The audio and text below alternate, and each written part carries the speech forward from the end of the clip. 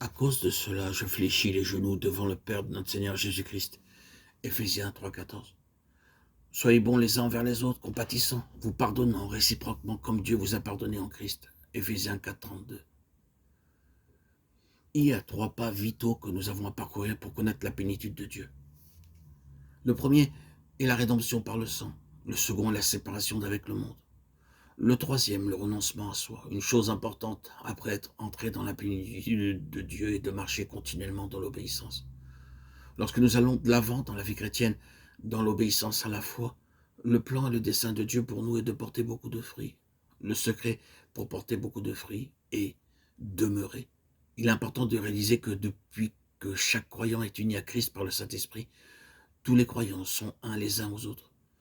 Nous commettons une erreur si nous pensons que nous pouvons goûter la plénitude individuellement.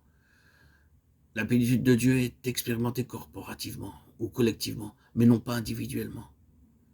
Écrivant au sujet de la plénitude de Dieu, Paul voulait que les croyants comprennent et s'approprient avec tous les saints. Éphésiens 3,18.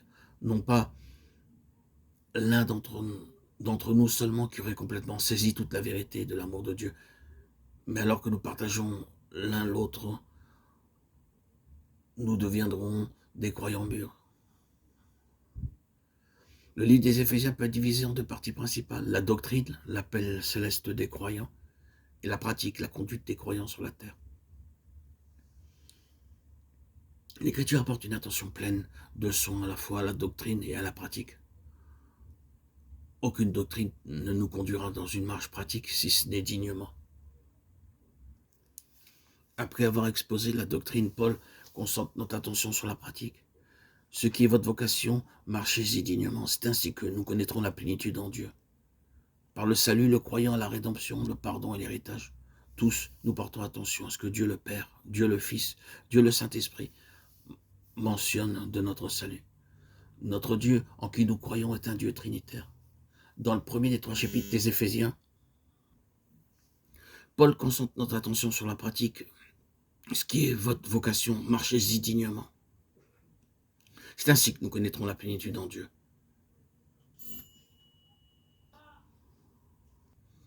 Tous nous portons attention à ce que Dieu le Père, Dieu le Fils, Dieu le Saint-Esprit mentionne de notre salut. Notre Dieu en qui nous croyons est un Dieu trinitaire. Dans le premier des 3 chapitres des Éphésiens, Paul rappelle aux saints les choses que le Dieu trinitaire nous a accordées dans notre salut.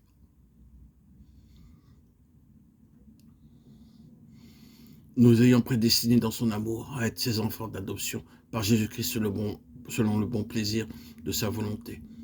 Éphésiens 1,5. Il a tout mis sous ses pieds, et il l'a donné pour chef suprême à l'Église, qui est son corps, la plénitude de celui qui remplit tout en tous. Éphésiens 1, 22, 23. Vous avez été édifiés sur le fondement des apôtres et des prophètes. Jésus-Christ lui-même étant la pierre angulaire. En lui, tout l'édifice bien coordonné s'élève pour être un temple saint dans le Seigneur. En lui, vous êtes aussi édifiés pour être une habitation de Dieu dans l'esprit. Éphésiens 2, 20 à 22.